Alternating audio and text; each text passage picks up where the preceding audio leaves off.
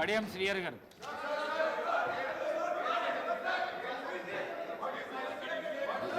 ఏమైంది? మాట్లాడండి. ఎందుకంత ఆవేశము? ఎందుకంత ఆవేశం? ఇస్తా మాట్లాడండి. పోండి. మీ సీట్లలో పోండి. మీ ప్రాక్టీస్ మంచిగా లేదు. చదువుకున్న వ్యక్తులు మీరు. అధ్యక్ష, మీ ప్రాక్టీస్ మంచిగా ఇస్తున్నా సమయం ఇచ్చినందుకు మీకు ఇస్తున్నాడు. మీకు ప్రత్యేకమైన ఇప్పుడు ఇస్తున్నాడు. ధన్యవాదాలు అధ్యక్ష. శ్రీహరి గారు 1 minute నాడు ఇస్తున్నా. నడవండి. మీకు మైక్ ఇస్తా. నడవండి. మైక్ ఇస్తున్నా. మీకు ఇస్తున్నా. సబితా ఇంద్రారెడ్డికి మైకు కాదు. ఈ ఇష్యూ మీద మాట్లాడితే ఇస్తా, లేకుంటే ఇవ్వను. మాట్లాడండి. కడియం శ్రీహరి గారు మాట్లాడండి. 1994 జూలైలో ప్రారంభమైన ఈ ఉద్యమం 2024 జూలైలో వర్గీకరణ మీద మాట్లాడితే సుప్రీంకోర్టు ద్వారా ఒక చరిత్రాత్మకమైన తీర్పు వెలువరించి, ఈ తీర్పు ద్వారా దళిత జాతులకు సమన్యాయం చేసే ఒక చక్కటి అవకాశం కల్పించినందుకు సుప్రీంకోర్టుకు ప్రత్యేకమైన ధన్యవాదాలు. వారిని ఆపి మీకు ఇస్తాను. వర్గీకరణకు సంబంధించి అన్ని రాజకీయ పార్టీలు సంఘీభావం తెలిపాయి. గతంలో ఉన్న అన్ని ప్రభుత్వాలు కూడా శాసనసభలో ఏకగ్రీవ తీర్మానం కూడా చేశాయి. తెలుగుదేశం ప్రభుత్వము, కాంగ్రెస్ ప్రభుత్వము, బీఆర్ఎస్ ప్రభుత్వము, మూడు ప్రభుత్వాలు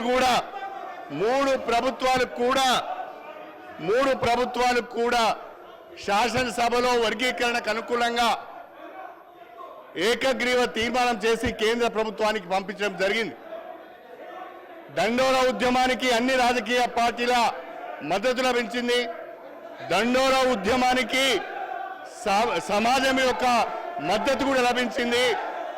అందరూ కోరుకున్న విధంగా ఈరోజు వర్గీకరణకు అనుకూలంగా సుప్రీంకోర్టు తీర్పు ఇచ్చింది. ఈ సుప్రీంకోర్టు తీర్పును అందరూ కూడా స్వాగతించాలని చెప్పి నేను మనసారా కోరుకుంటున్నాను అధ్యక్ష. 30 సంవత్సరాలుగా ఈ ఉద్యమంతో నేను అసోసియేట్ అయి ఉన్నాను. అధికార పార్టీలో ఉన్నా, ప్రతిపక్షంలో ఉన్నా నేను దండోరా ఉద్యమంతో అసోసియేట్ అయి ఉన్నాను. అన్ని రాజకీయ పార్టీలు కూడా ఈ ఉద్యమానికి సంఘీభావం తెలిపాయి. ఈ నేపథ్యంలో సుప్రీంకోర్టు తీర్పు వచ్చింది. రాష్ట్రంలో కాంగ్రెస్ ప్రభుత్వం ఏర్పడగానే గౌరవనీయులు ముఖ్యమంత్రి గారు రేవంత్ రెడ్డి గారి నాయకత్వంలో ఈ వర్గీకరణకు సంఘీభావాన్ని తెలుపుతూ సుప్రీంకోర్టులో అఫిడవిట్ వేయడం జరిగింది. నేను ఒక శాసనసభ్యునిగా దళిత వర్గాలకు చెందిన వ్యక్తిగా మాట్లాడుతున్నాను. దయచేసి సభ్యులందరూ కూడా దీన్ని అర్థం చేసుకోవాల్సిందిగా కోరుతున్నాను. భారత రాష్ట్ర సమితి సభ్యులకు ఈ తీర్పు పట్ల ఏమాత్రం కూడా అవగాహన ఉన్నట్టుగా లేదు. ఈ తీర్పును వాళ్ళు వ్యతిరేకిస్తున్నట్టుగా నేను భావించవలసి వస్తున్నది. రేవంత్ రెడ్డి గారికి ప్రత్యేకంగా ధన్యవాదాలు తెలపాలి.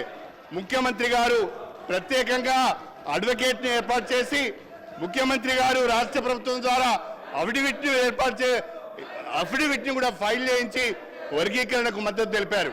అదేవిధంగా కేంద్ర ప్రభుత్వానికి కూడా నేను హృదయపూర్వకంగా నా అభినందనలు తెలియజేస్తున్నాను. కేంద్ర ప్రభుత్వం కూడా వర్గీకరణకు అనుకూలంగా సుప్రీంకోర్టులో అఫిడవిట్ ఫైల్ చేసింది.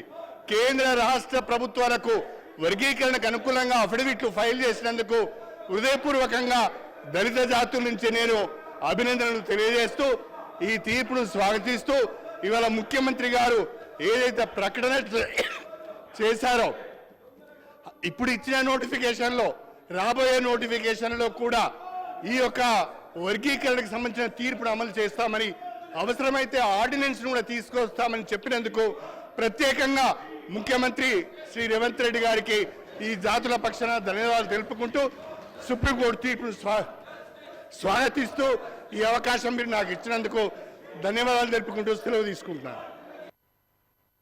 స్పీకర్ సార్, ఇది అత్యంత ప్రాధాన్యతతో కూడుకున్న అంశము. మాదిగ ఉపకులాల వర్గీకరణకు సంబంధించి సుప్రీంకోర్టు ఇచ్చిన తీర్పు చాలా గొప్పది.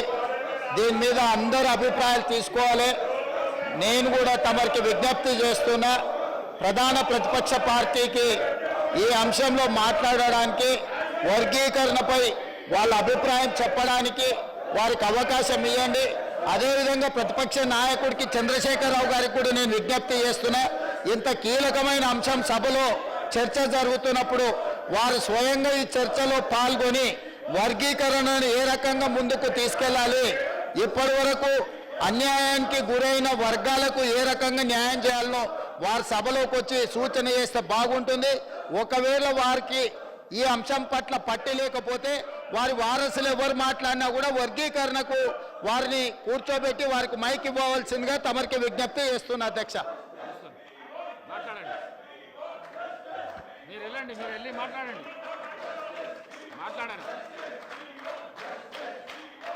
హరీష్ రావు గారు బొమ్మనండి సార్, వాళ్ళకే మాట్లాడతారు, మీరే మాట్లాడాలి.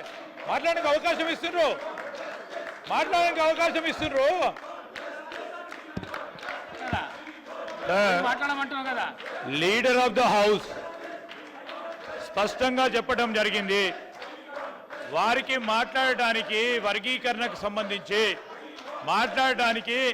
మాట్లాడమంటే కూడా మాట్లాడకుండా ఎట్లా అధ్యక్ష? మాట్లాడమంటే మాట్లాడరు. ఈరోజు వారు మాట్లాడమని చెప్తా ఉన్న సందర్భంలో ఎస్సీ వర్గీకరణ గురించి మాట్లాడు అంటే మాట్లాడతలేరు. ఏంది అధ్యక్ష? ఇప్పుడే ముఖ్యమంత్రి గారు చెప్పారు, వర్గీకరణకు సంబంధించి ఆ అంశంపై మాట్లాడమంటే ఎట్లా అధ్యక్ష? ఇస్తామంటున్నారు కదా, ఇస్తారు, ఇప్పుడు ఇస్తారు.